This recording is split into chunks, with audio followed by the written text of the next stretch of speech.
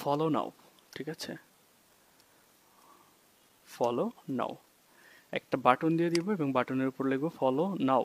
আচ্ছা, বাটনটা আমরা এখান থেকে এলিমেন্ট থেকে গিয়ে বাটনের মতো একটা এলিমেন্ট ইউজ করব এখান থেকে।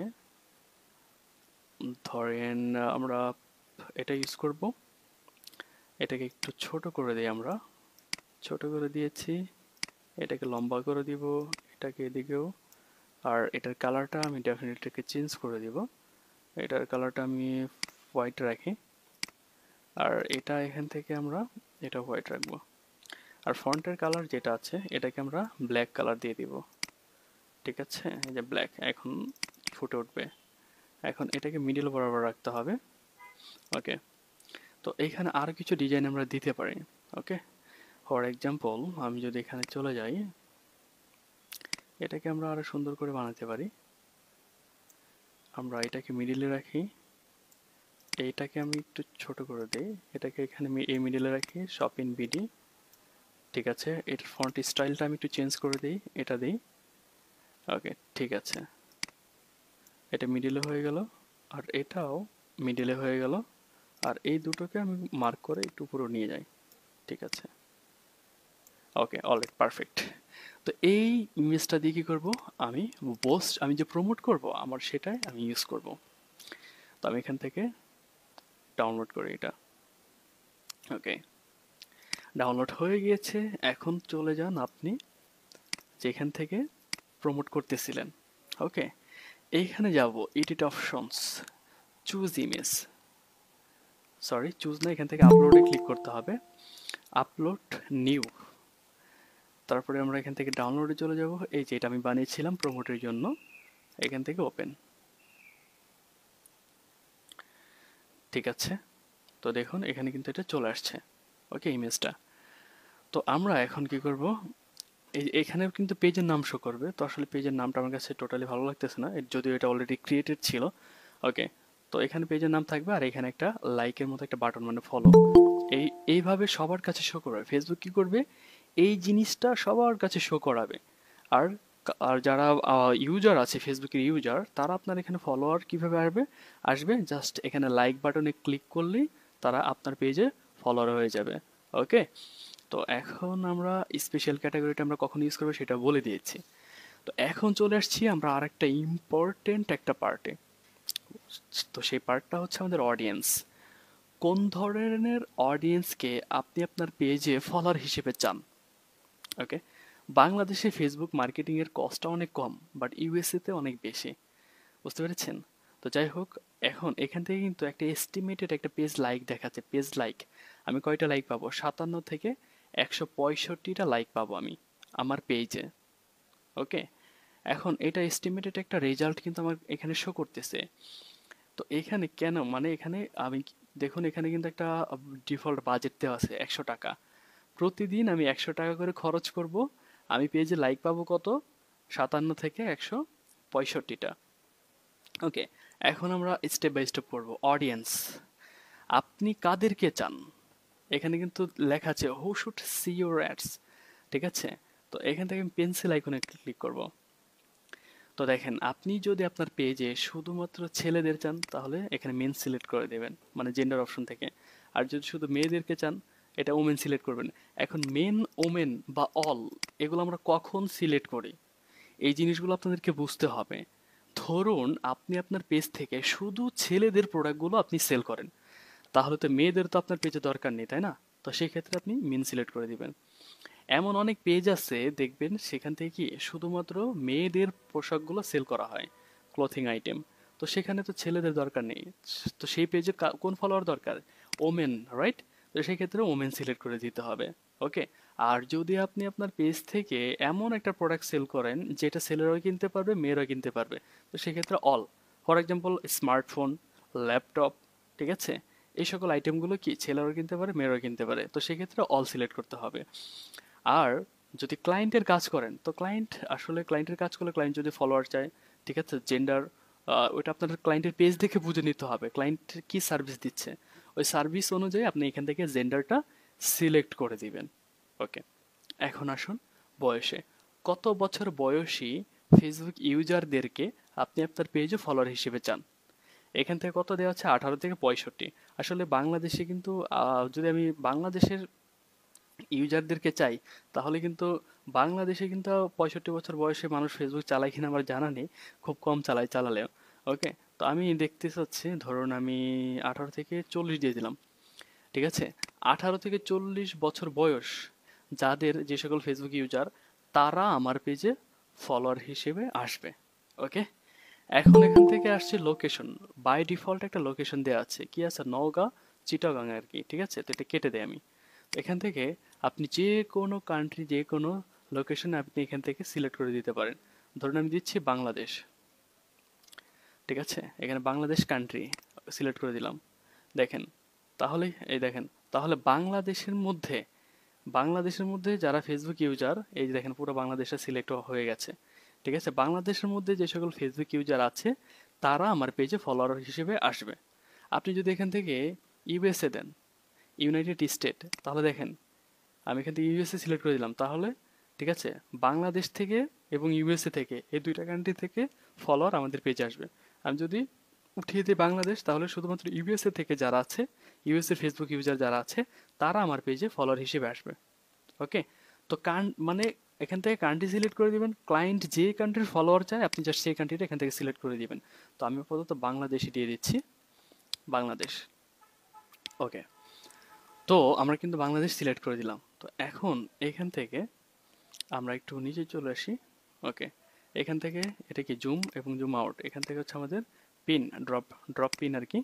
আচ্ছা, তো এখন আমরা নিচে চলে আসি, ড্রপ পিন আমরা এখান থেকে ড্রপ করতে পারি। আচ্ছা, যাই হোক, এটা আমি ড্রপ করব না, উঠাই দিই।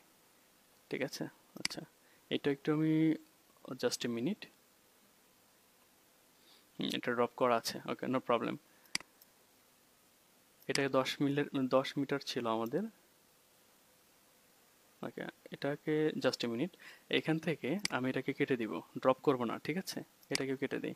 আমরা এখান থেকে বাংলাদেশকে আবার টার্গেট করে দিই, মানে বাংলাদেশের আশেপাশে 10, ঠিক আছে, 10 কিলোমিটারের মধ্যে যারা আছে তাদের কাছে মানে একটা শো করবে। ওকে, ওইরকমটাই ছিল আমাদের ড্রপ পিন। এখন যদি পিনটা ড্রপ করে দেন, এখান থেকে আমরা বাংলাদেশ সিলেক্ট করে দিব। লোকেশন এখান থেকে হচ্ছে না আমাদের কেন, বাংলাদেশ। ওকে, কনফার্ম। আমরা একটু আবার এডিটে যাব, এডিটে গিয়ে আমরা একটু আবার 40 বছরে নিয়ে আসবো। এইখান থেকে নওগাঁ সিলেক্ট করা আছে, কষ্ট করে আমরা একটু আবার বাংলাদেশ সিলেক্ট করে দিব, বাংলাদেশ। ওকে, ঠিক আছে, সিলেক্ট হয়েছে। নিচে চলে আসুন, এখান থেকে সেভ অডিয়েন্স। আচ্ছা, সেভ অডিয়েন্সের আগে আপনি এটাকে আরেকটু নিচে নামান। এই অপশনটা হচ্ছে মোস্ট ইম্পর্টেন্ট, ডিটেল টার্গেটিং। এই জিনিসটা আপনারা অ্যাডভান্স ক্লাসে পেয়ে যাবেন, হোয়াট ইজ ডিটেল টার্গেটিং। এখন আপনি তো এখানে সব কিছু টার্গেট করে দিয়েছেন অলরেডি, যে আপনি কি চান। আপনি এখান থেকে মেন ও মেন দুজনকেই চান আপনার পেজে ফলোয়ার হয়ে আসতে, যাদের বয়স 18 থেকে 40 তারা ফলোয়ার হয়ে আসবে, আর যারা বাংলাদেশে থাকে তারা ফলোয়ার হয়ে আসবে। এখন এইখান থেকে আসলে কারা আসবে, এটার একটু নিচে চলে আসেন, এটাই হচ্ছে ডিটেল টার্গেটিংয়ে ডিপেন্ড করে। তো এখানে আমরা টার্গেটিং করতে পারি, 3টা মেথডে টার্গেটিং করতে পারি। ঠিক আছে, একটা হচ্ছে ইন্টারেস্ট, আরেকটা হচ্ছে ডেমোগ্রাফিক। ঠিক আছে, আরেকটা হচ্ছে আমাদের ইন্টারেস্ট, ডেমোগ্রাফিক, আর আরেকটা হচ্ছে আমাদের ওকে, একটু দেখি, এখান থেকে আমরা একটু অ্যাড ম্যানেজারে চলে যাই।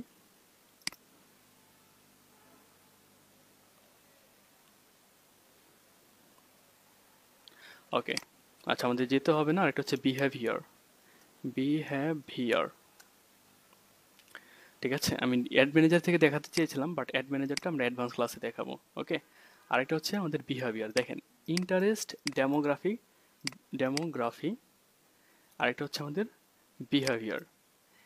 ফেসবুকের যে এআই টেকনোলজি, যেটাকে বলে, ঠিক আছে, আর্টিফিশিয়াল ইন্টেলিজেন্ট। ওকে, মানে ফেসবুকের যে অ্যালগোরিদমটা রয়েছে, তারা কিন্তু এগুলো বুঝতে পারে, ডেমোগ্রাফিকটি, ঠিক আছে, ইন্টারেস্ট কি, ডেমোগ্রাফি কি, বিহেভিয়ারটা কি। ঠিক আছে, এগুলো কিন্তু বুঝতে পারে। ইন্টারেস্ট মানে কি, আগ্রহী, মানে ফেসবুক বুঝতে পারে যে আপনি কোন জিনিসের প্রতি ইন্টারেস্ট। কিভাবে বুঝতে পারে? ধরুন একটা ভিডিও আপনার কাছে আসলো, যে কোনো একটা ভিডিও, ধরুন একটা ফুটবল ম্যাচের একটা ভিডিও আপনার কাছে আসলো, আপনি সেই ভিডিওতে লাইক করলেন। তখন কিন্তু ফেসবুক বুঝতে পারবে যে না, আপনি ওই সকল ভিডিওর উপর আপনি ইন্টারেস্টেড। যে সকল ফটো আসবে, যে সকল ফটোতে আপনি লাইক করতেছেন, যে সকল ভিডিও আপনি বেশি বেশি দেখতেছেন, তো ফেসবুক কি করবে, এই যে আপনি যে ফেসবুকের মধ্যে সময়টা কাটাচ্ছেন, এইগুলো জিনিস দেখে ফেসবুক বুঝতে পারে যে আপনি কোন জিনিসের উপর ইন্টারেস্টেড। ডেমোগ্রাফিকটা হচ্ছে, আপনি যখন একটা ফেসবুক অ্যাকাউন্ট ক্রিয়েট করেন, সেখানে কি দেওয়া লাগে? ডেট অফ বার্থ, আপনার নাম, আপনার লোকেশন, আপনি কোথায় পড়েন, ঠিক আছে, এই সকল বায়োডাটা, ওগুলো হচ্ছে আমাদের ডেমোগ্রাফি। আর বিহেভিয়ার মানে আপনার আচার আচরণটা কেমন, এগুলো কিন্তু ফেসবুক বুঝতে পারে। তো এই তিনটা মেথডে আমরা কি করতে পারবো, এখান থেকে টার্গেটিং করতে পারবো। ওকে, তো আমরা এখান থেকে এখন যে টার্গেটিংটা করব আমাদের পেজটা প্রমোটের জন্য, এখন আমরা কাদেরকে টার্গেটিং করব? ঠিক আছে, তার বেশিরভাগ আমরা ফলো রাখবো ইন্টারেস্ট। কেন ইন্টারেস্ট? যারা আমাদের পেজে, আমরা কোন ধরনের ফলোয়ার নিয়ে আসবো, ধরুন আমি আমার পেজ থেকে টি শার্ট আমি সেল করি, ধরুন আমি টি শার্ট সেল করি, এই রিলেটেড অডিয়েন্স আমি আমার পেজে নিয়ে আসবো। তো আমি এখান থেকে টি শার্ট লিখি, টি শার্ট, দেখেন, যার এই যেখানে কি টি শার্ট, নিচে কি লেখা আসছে? Interest, right? এখন ইন্টারেস্ট, টি শার্ট ইন্টারেস্ট, এই একটা আমি এখানে সিলেক্ট করে দিলাম। মানে এই টি শার্টটা আমরা কি দিয়েছি, যে দেখেন ইন্টারেস্ট, যারা টি শার্টের প্রতি, মানে ফেসবুকের ভিতরে যে সকল ইউজার টি শার্টের প্রতি ইন্টারেস্ট, তারা আমার পেজে আসবে। ওকে, আর এটাকে বলা হয় টার্গেটেড। তো ধরুন অন্য কেউ কোনো একটা গ্যাজেট আইটেম সেল করতেছে, ধরুন আপনি আপনার পেজ থেকে বিউটি প্রোডাক্ট সেল করেন, বিউটি, ঠিক আছে, তো বিউটি প্রোডাক্টে যে বিউটি বিউটি সেলুন আছে, বিউটি মেকআপ আছে, ঠিক আছে, ধরুন আপনি মেকআপ সেল করেন, ঠিক আছে, তো এরকম অনেক পেজ আছে না যেখান থেকে আসলে এগুলো সেল করা হয়।